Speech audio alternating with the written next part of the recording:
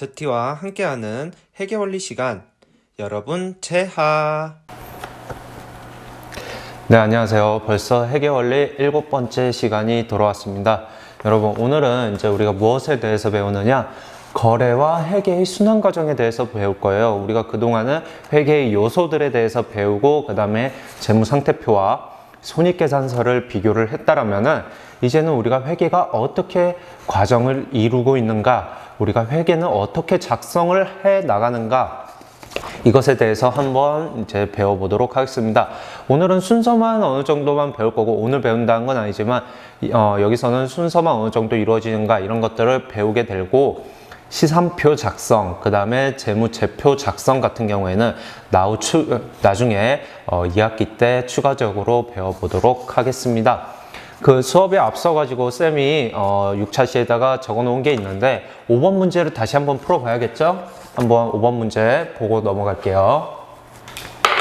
우선은 개인기업인 세무상점의 기초 재무 상태와 그 변화를 나타낸 자료입니다. 기말자본이 얼마인가요? 기말자본은 얼마냐? 우리가 지난 시간에 배웠던 문제예요. 우선 한번 볼게요. 기초 재무 상태를 보니까 기초 자산이 10만원, 기초 부채가 7만원 이렇게 되어 있네요. 그렇다면은 기초의 자본은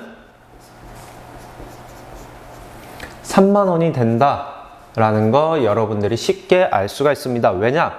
자산은 부채 더하기 자본이니까.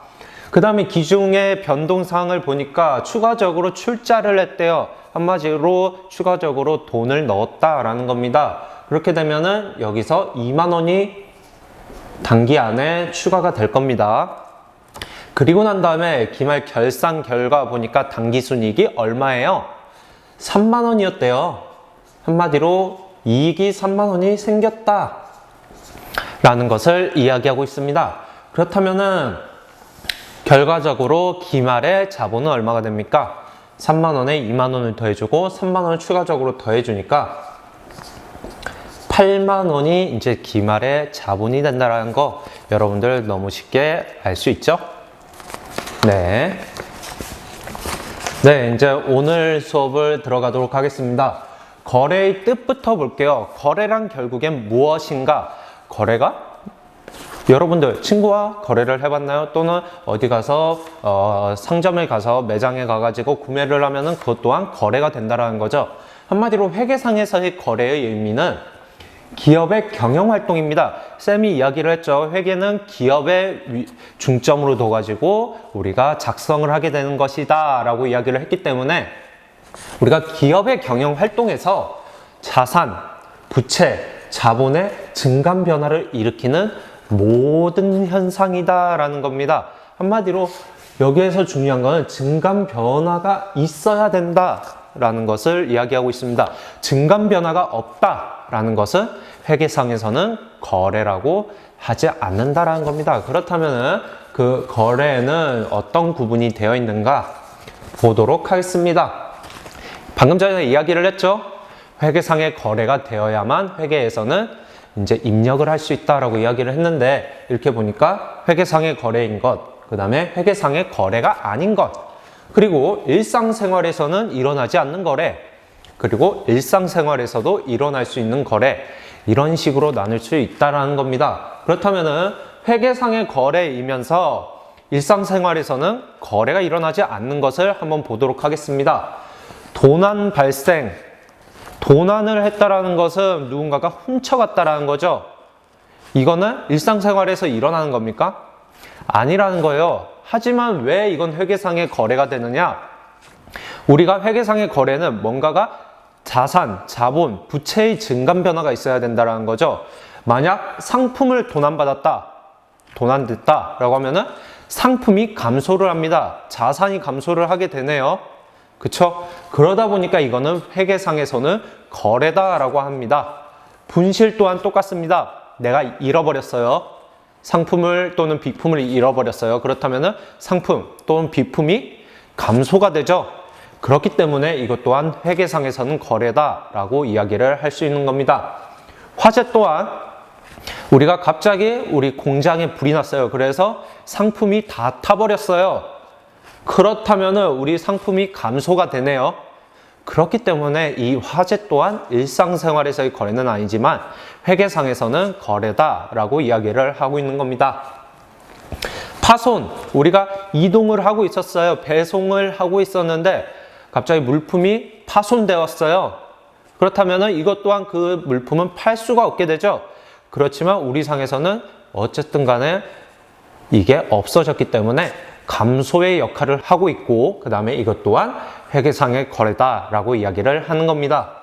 천재지변이라고 하는 것은 이제 태풍 또는 우리나라에서는 일어나지 않지만 허리케인 또는 산불, 이런 것들, 다양한 천재지변들 또한 회계상에서는 거래다라고 이야기를 합니다. 왜냐? 이거 발생한 것 자체의 의미로는 거래라고는 하진 않아요. 하지만 이게 발생함으로써 우리의 상품, 제품 또는 회사에 있는 물품들이 손실을 입었다라고 하면은 그것 또한 회계상의 거래가 된다라는 겁니다. 다음, 회계상의 거래이면서 일상생활에서도 거래로 해당하는 것. 한마디로 이거는 일상적으로 우리가 생활함에 있어가지고 거래가 맞는데 이건 또 회계상에서도 거래로 인식을 하고 있어요 라는 것은 어떤 것들이 있는가 한번 보도록 하겠습니다. 상품의 매매, 우리가 매장에 가가지고 다이소 또는 뭐 편의점 이런 데를 가서 뭔가를 구매를 해요. 이런 것들을 상품을 매입했다라고 하죠. 또는 우리가 무언가를 판매해요. 그렇다면 상품을 매출했다라고 합니다. 이런 것들은 실생활에서도 발생이 합니다. 그러고 난 다음에 회계상에서도 우리가 구매를 하면서 현금을 줬다라고 하면은 현금의 감소, 상품의 증가, 이런 식으로 자산의 증가, 감소가 발생하게 되는 겁니다. 그리고 자산의 취득과 매각, 우리가 건물을 샀어요. 그렇다면 당연히 건물이 늘어나고 그 다음에 그에 대한 대금을 줬다라면 그게 감소가 되겠죠. 그렇기 때문에 이것 또한 회계상의 거래, 그리고 일상생활에서도 실제로 건물의 구매, 그 다음에 매각은 발생합니다. 그렇기 때문에 이 두 개 다 해당이 된다는 겁니다. 자금의 차익과 상환, 한마디로 우리가 돈을 빌려왔어요. 차입해왔어요. 그렇다면 갚아야 되죠. 어쨌든 간에 돈을 빌려오면서 우리가 현금이라는 게 증가가 하게 되겠네요. 일상생활에서도 우리가 빚을 지고서 실제로 돈을 빌려오는 경우도 발생을 하죠. 그렇기 때문에 이것 또한 회계상의 거래, 일상생활에서의 거래에 해당이 된다는 겁니다. 비용의 지출, 우리가 돈을 썼어요. 뭔가를 썼어요. 그렇다면은 당연히 그것 또한 해당이 될 거고, 수익의 수입, 한마디로 우리가 수익이 들어왔어요. 그렇다면 이것 또한 해당이 된다는 겁니다.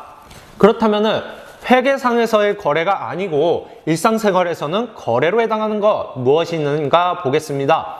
이 회계상에서의 비거래라는 것은 결국엔 뭐냐면요, 우리가 분개를 할 수 없는 것들을 의미를 하게 됩니다. 한마디로 자산, 부채, 자본의 증감 변화는 없지만 일상생활에서는 이거를 거래라고 생각하고 있는 것, 그것은 무엇인가?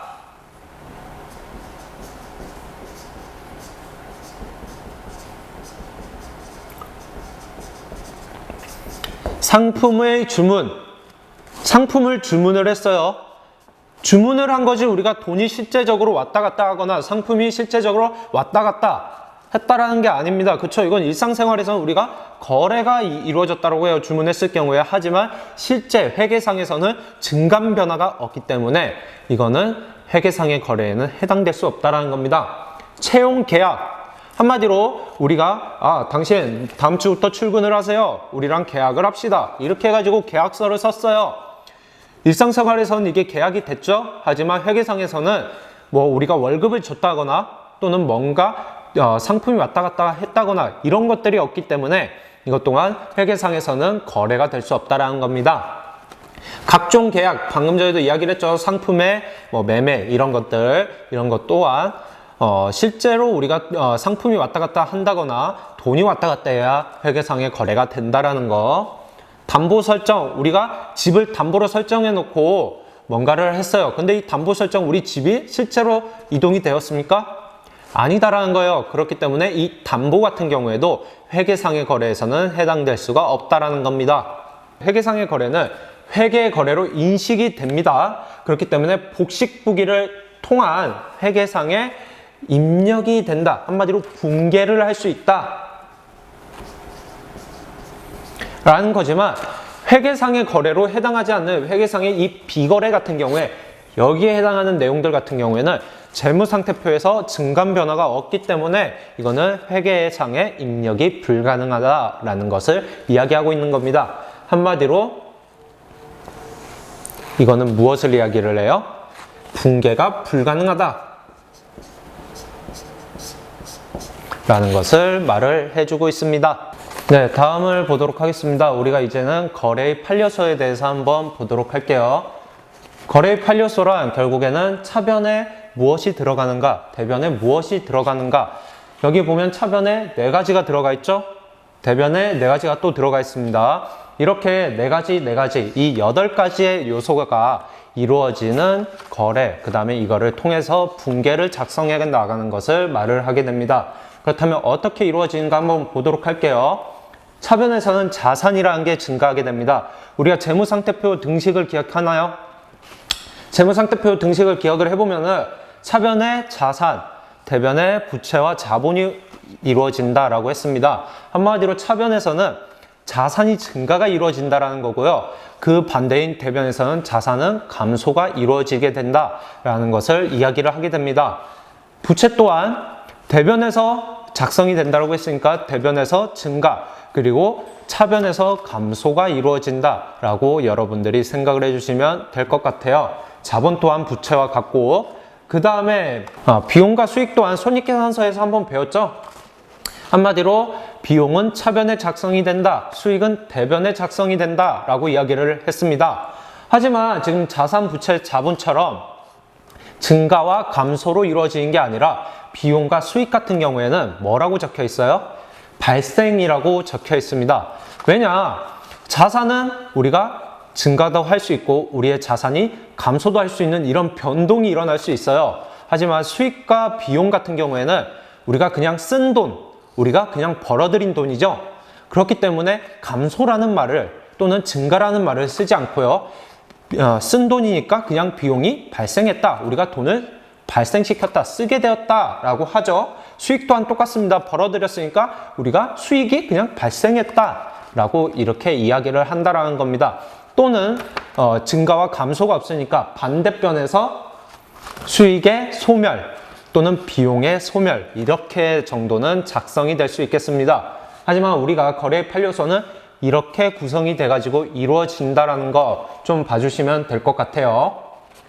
표는 이렇게 각자 자산의 증가는 자산의 감소와 이루어질 수 있고, 자산의 증가는 또는 부채의 증가, 그리고 자본의 증가, 수익의 발생과 이렇게 이루어질 수 있다라는 것을 보여주고 있습니다. 부채와 자본, 비용 또한 똑같이 이렇게 이루어지는데, 여기서 참고해야 될 부분은 뭐냐? 자산의 증가와 부채의 감소는 동시에 둘이서만 일어날 수 없다라는 거예요. 한마디로 한 변에 있는 것들이 같이 붕괴가 이루어질 수는 없다라는 겁니다. 다른 변에 있는 거와는 같이 발생을 할 수 있지만 한 변에서만 거래가 발생할 수는 없다라는 것을 여러분들이 꼭 기억을 해 주시고, 여기 화살표를 보니까 한 가지가 안 꺼져 있어요. 뭐랑 뭐가 안 꺼져 있어요? 그렇죠? 비용의 발생과 수익의 발생은 서로 발생되지 않는다라고 이렇게 되어 있어요. 왜 그러느냐? 돈을 썼는데 수익이 발생할 수가 있습니까?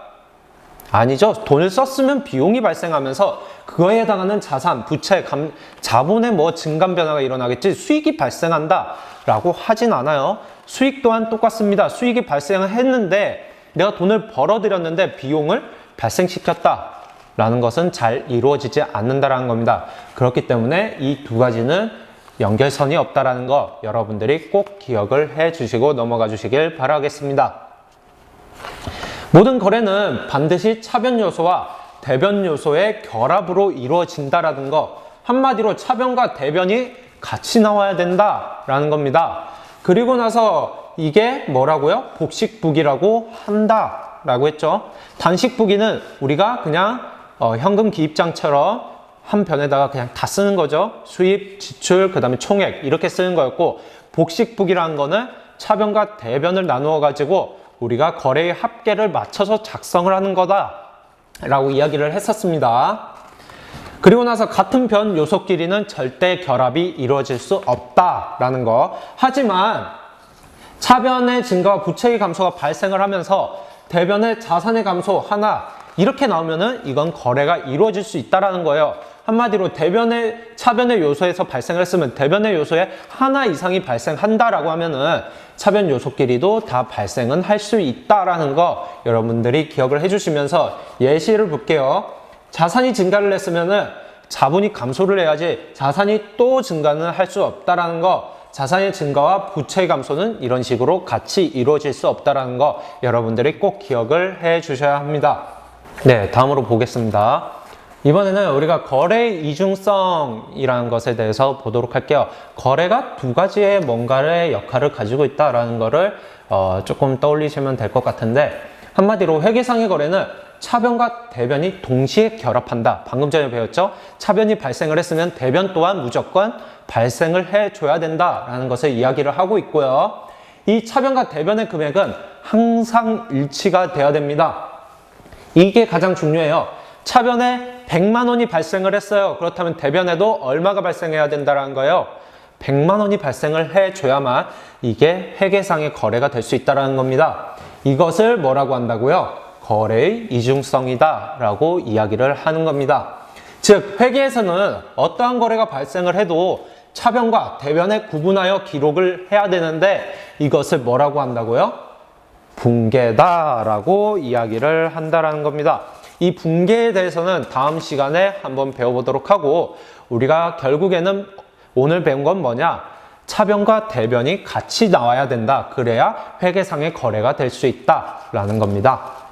네, 다음 여기서 보겠습니다. 여기서 잠깐 해가지고 거래의 이중성이란 거래가 발생했다면 왼쪽인 차변, 오른쪽인 대변에 무조건 같이 입력을 해야 된다라는 거 지금 계속 쌤이 언급을 하고 있어요. 항상 우리가 회계에서는 차변과 대변이 같이 나와야 된다. 한쪽에만 입력을 한다라면은 그것은 회계가 아니다라는 겁니다. 그것은 단식부기인 결국에 회계 그냥 용돈 기입장 또는 현금 출납장 이런 것밖에 안 된다라는 겁니다. 그렇다면 어떻게 입력이 되는지 이렇게 예시를 보면서 이해를 해보도록 할게요. 현금 10,000원을 우리가 보통예금 통장에 입금을 했대요. 현금 뭐였습니까? 자산이었죠? 보통예금 자산이었네요. 그리고 나서 보니까 현금을 보통예금에 입금했다. 그렇다면 현금이 빠져나가고 한마디로 현금이 감소가 됐네요. 그렇기 때문에 여기서는 자산의 감소가 이루어질 거고 그 다음 보통예금에 입금을 했으니까 보통예금이 증가를 하게 되겠네요. 그렇기 때문에 여기서는 자산이 증가를 한다라는 것을 여러분들이 알 수가 있고 한마디로 이 보통예금 자산이 증가를 했으니까 자산의 증가는 어디에 써집니까? 거래의 판료소를 떠올리면 그쵸? 차변에 이렇게 이루어지고 현금, 자산의 감소는 거래의 판료소에 의해 대변에 이렇게 작성이 된다라는 거 그리고 이 10,000원이란 금액만 우리가 움직였기 때문에 각자 10,000원 이렇게 거래의 이중성까지 맞춰줄 수 있다는 겁니다. 위에 그림에서 보듯이 우리가 가지고 있던 현금을 보통예금 통장에 넣으면서 현금이 감소가 되었다. 보통예금은 증가가 되었다라는 거 꼭 거래의 판료소와 계정 과목을 여러분들이 기억을 해줘야만 이런 식으로 작성을 할 수 있다는 겁니다. 그렇기 때문에 계정 과목표를 특히 중심적으로 외워주길 바라겠습니다.